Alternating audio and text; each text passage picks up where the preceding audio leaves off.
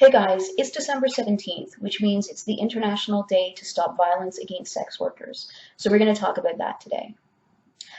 Hey guys, Morgan from BDSM Relationships and Education. If you haven't done so already, please make sure you subscribe to my channel so that you can keep up to date with all the videos that I do. Now today is going to be a bit of a heavier subject matter because it is the International Day to End Violence Against Sex Workers. And this is something that is very important to me and that I usually do something for every single year. This year I'm not able to go out and join in on any of the memorials or the rallies that are going on. So I've decided that I'm going to make a video for you guys, and hopefully I can reach a fairly large audience this way. So the Day to End Violence Against Sex Workers was started in 2003, and it was begun by Annie Sprinkle. Now, Annie is a kinky porn star. She was an escort. She now does all kinds of really awesome projects concerning eco-friendly sex toys and stuff like that. I had the honor of meeting her at a conference a couple of years ago, and it was just incredible to meet a woman that has being so pioneering and so incredibly strong in the face of a lot of bullshit. So I do thank her for that, and I think that it's awesome that we have this day where we can all come together and talk about a subject that does not get a lot of reasonable press. I mean, like, you hear about it in the news, but it's always in a sensationalistic, really awful sort of way. So this day was first created to honor the memory of the people killed by the Green River Killer in Seattle. So each year on December 17th, we get together and we remember sex workers who have lost their lives to violence throughout the year, and other people who have suffered violence and thankfully survived. So it's also a reminder that we need to fight against the laws that put sex workers in danger, and laws that criminalize adult consensual sex work. There's no reason for it to be illegal other than some people trying to control the morality of others.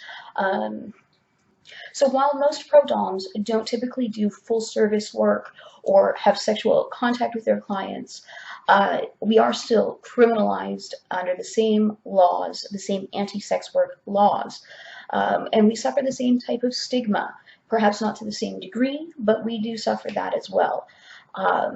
Fetish film stars also suffer a lot of stigma and violence, and if they do experience domestic violence or anything like that, it's also often turned around on them in that, they like all this kinky stuff, so they probably enjoyed getting abused by their partners.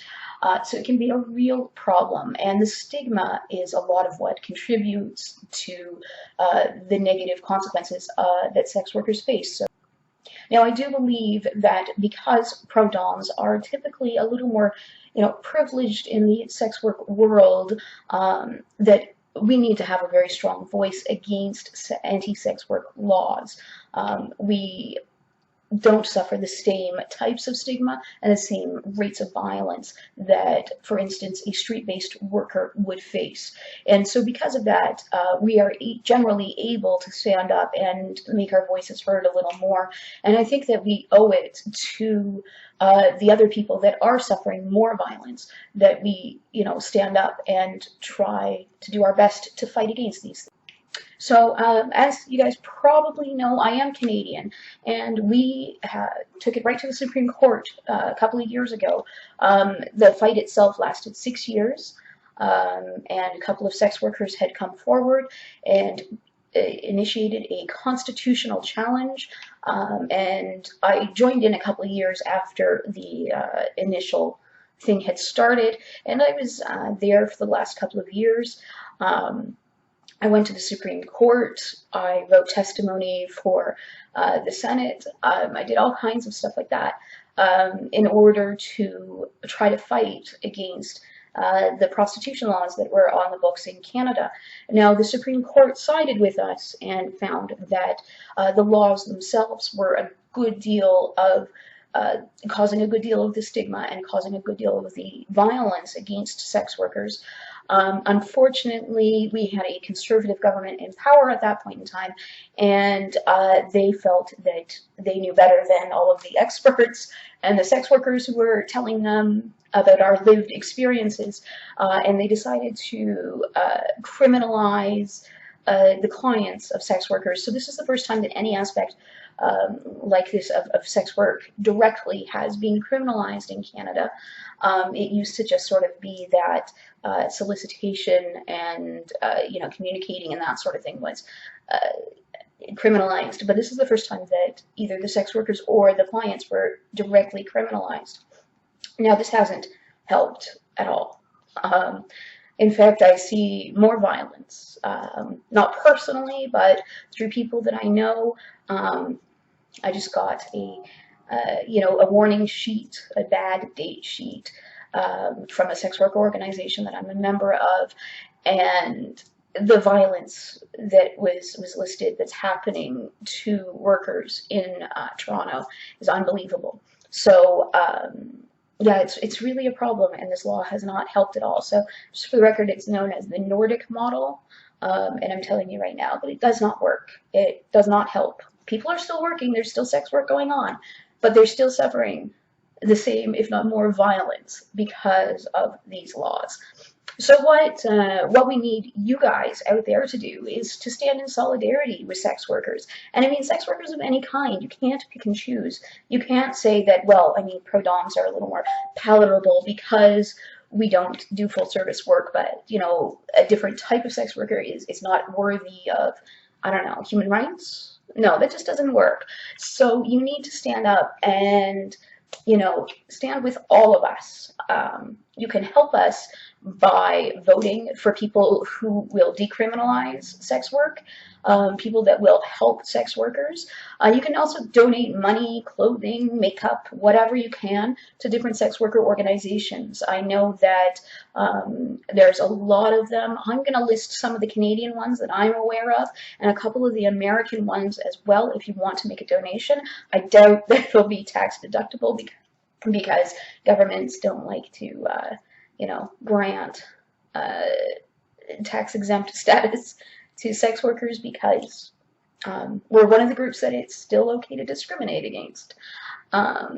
So also, I really think that it's important to call out whorephobic comments and language when you can. So by what I mean by whorephobic is basically things that are degrading to sex workers. So sex workers as the butt of violent jokes are not funny. Call that shit out. The word hooker is not something you should ever be using in your everyday vocabulary. And I understand that, newspapers and stuff use it, and they shouldn't be using it either. It is derogatory, and unless you are a sex worker, and specifically a sex worker who does that type of full service work, you should never be using that word. I mean, I'm cringing that I just said it. It's just not a word that I should be saying. So the final thing that I really want to stress, if you guys know sex workers, and I guarantee you know sex workers, whether you realize it or not, but if you know somebody and they actually feel comfortable with telling you that they are a sex worker, don't ask intrusive questions.